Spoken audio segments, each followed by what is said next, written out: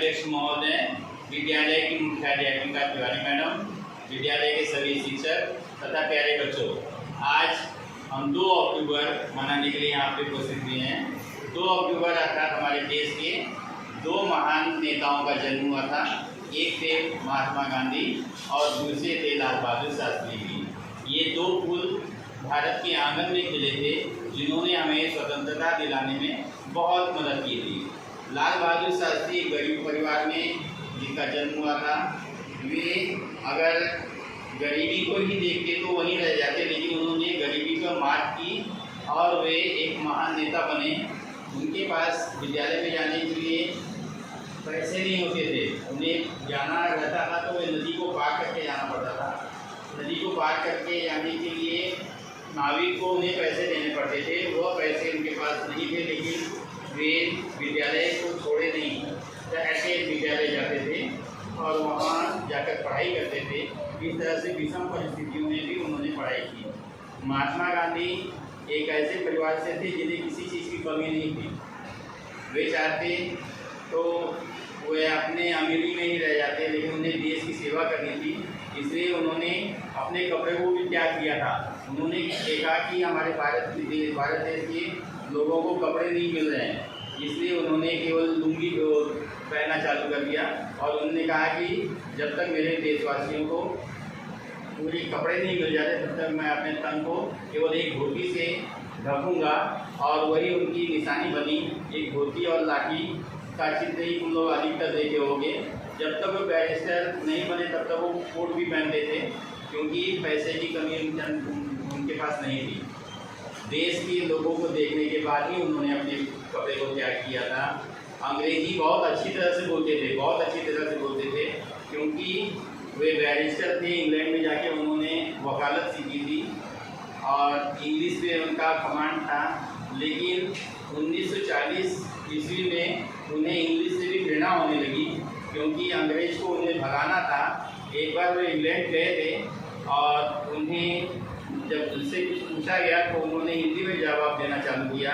तो वहाँ के लोगों ने उनसे कहा, आपको अंग्रेजी अच्छी तरह से आती है तो आप अंग्रेजी में ही हमसे बात कीजिए।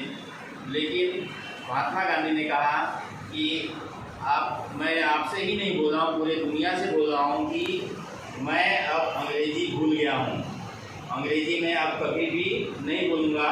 और 1940 के बाद उन्होंने अंग्रेजी शब्द का उपयोग भी नहीं किया था। अंग्रेजी को त्याग किया था केवल अंग्रेजों को भगाने के लिए। हिंदी उनकी मातृभाषा नहीं थी, उनकी मातृभाषा गुजराती थी। फिर भी वे चाहते थे कि हिंदी राष्ट्रभाषा बने और राष्ट्रभाषा बनाने के लिए उन्होंने काफ़ी कोशिश की थी। भले ही उन्हें सफलता नहीं मिली, आज भी राष्ट्रभाषा नहीं है, हिंदी राजभाषा के रूप में ही कार्यरत है। लाल बहादुर शास्त्री के बारे में देखा जाए तो वे उन विषम परिस्थितियों में निकले थे जिससे हम लोग कुछ सीख ले सकते हैं। आज हमारी भी परिस्थितियाँ उतनी अच्छी नहीं हैं जितनी होनी चाहिए, लेकिन इसके बावजूद भी हमें पढ़ाई से कोई नहीं रोक सकता है। पढ़ाई यदि तुम करना चाहो तो विषम परिस्थितियाँ हैं, पैसे नहीं हैं तो भी तुम पढ़ सकते हो। यहाँ विद्यालय में तुम्हें फ्री में शिक्षा भी दी जा रही है, खाना भी दिया जा रहा है, सब कुछ दिया जा रहा है। मुझे लगता है कि किसी चीज़ की कमी नहीं है, इसलिए हमें 24 घंटे मेहनत करना चाहिए। आज के भी जो नेता सफल हुए हैं, रात को 2-3 घंटा सोते हैं, 4 घंटा सोते हैं। तुम्हारा एक उदाहरण यहाँ के मुख्यमंत्री हैं एकनाथ शिंदे। कितने लोगों ने नाम सुना है उनका? वो मात्र 3 घंटा सोते हैं। 3 घंटा सोते। जब यहाँ खाना में थे तो भी मैंने सुना था उनके बारे में।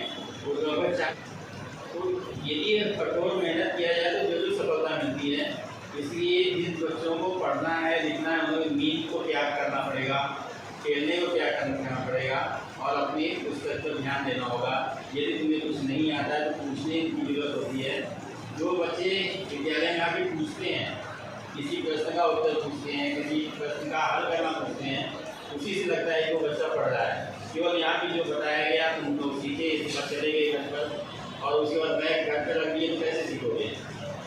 इसलिए जरूरी है कि महान आत्माओं से, जो महान व्यक्ति हैं, इनसे हमें सीख लेनी चाहिए। और यही कारण है कि हम लोग महात्मा गांधी जयंती मनाते हैं, लाल बहादुर शास्त्री जयंती मनाते हैं। जितने भी महान नेता हैं उनसे हमें अच्छी अच्छी बातें सीखने का मौका और मिलता है और हम लोग सीखते रहते हैं। तुम लोगों को ढेर सारी शुभकामनाएँ।